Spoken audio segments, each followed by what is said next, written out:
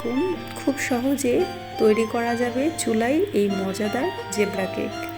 তাহলে চলেন কিভাবে খুব সহজে রেসিপিটি তৈরি করবেন সেটাই না হয় দেখে নেওয়া যাক।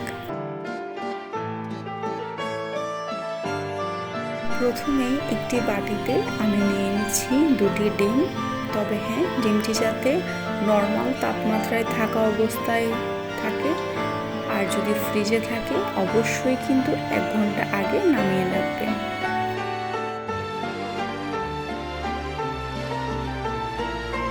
এখন এতে দিয়ে দিচ্ছি পরিমাণ মতো চিনি।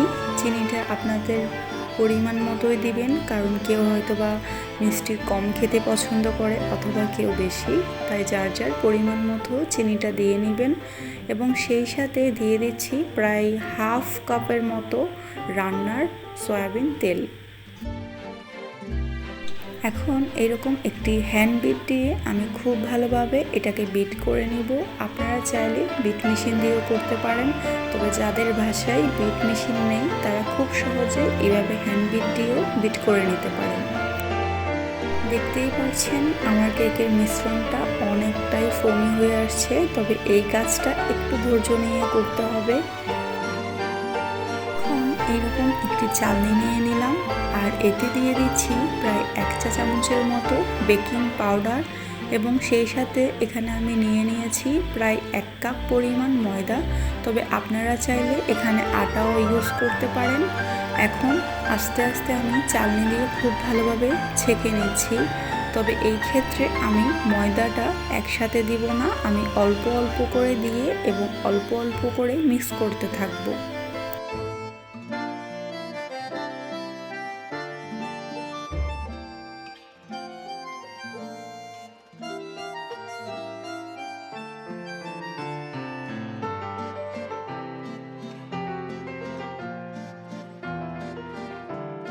সবশেষে এখানে দিয়ে দিচ্ছি কিছু পরিমাণ লিকুইড মিল্ক, এবং খুব ভালোভাবে এটাকে মিক্স করে নিলেই আমার কেকের ব্যাটারটা কিন্তু একদম তৈরি। কেকের ব্যাটারটা কিন্তু একদম রেডি হয়ে গেল। এখন আমি একটি বাটিতে ব্যাটারটাকে আমি 2 ভাগে ভাগ করে নিচ্ছি।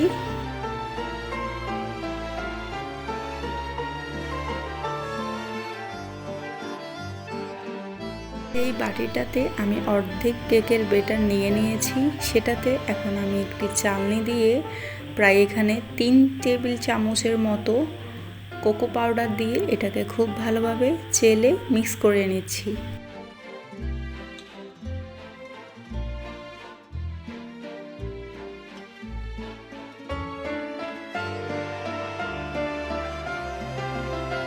এখানে যে পাত্রে আমি কেকটা সেট করব সেই পাত্রে আমি একটি পেপার দিয়ে তেল ব্রাশ করে নিয়েছি, এবং এতে আমি দিয়ে দিচ্ছি কেকের যে সাদা ব্যাটারটা আছে সেটা।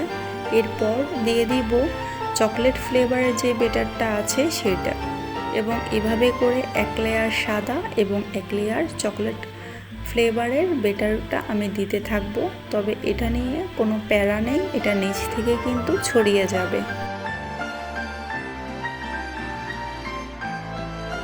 এখন একটি টুথপিকের সাহায্যে আমি খুব সুন্দর করে একটি ডিজাইন করে দিব। আপনারা চাইলে এই পর্যায়ে আপনারা আপনাদের পছন্দ মতো ডিজাইন করতে পারেন। দেখতেই পাচ্ছেন আমি খুব সুন্দরভাবে ডিজাইন করে দিচ্ছি, দেখতেই কত সুন্দর লাগছে।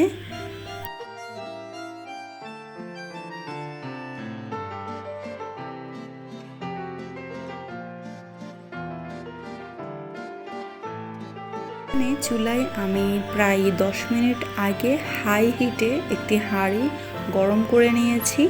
এখন এটাকে আমি মিডিয়াম টু লো আঁচে রেখে কেকটাকে খুব সাবধানে আমি এটাকে সেট করে বসিয়ে নেব।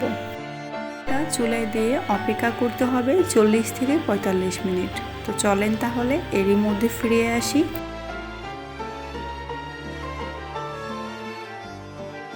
45 মিনিট পর ফিরে আসলাম। এখন দেখার পালা কেকটা পারফেক্টলি হয়েছে কিনা। তার জন্য একটি টুথপিকের সাহায্যে এটাকে আমি চেক করে নিচ্ছি।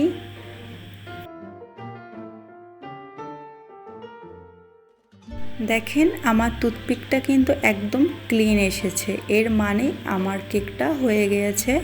কেকটা ঠান্ডা হওয়ার পর আমি একটু কেটে দেখাচ্ছি আপনাদেরকে কেকটা কতটা সফট হয়েছে। দেখুন কেকের ভিতরটা যেই চকলেটের লেয়ারটা খুব সুন্দরভাবে বোঝা যাচ্ছে, আর এটা দেখতেই পারছেন ঠিক কতটাখানি সফট হয়েছে।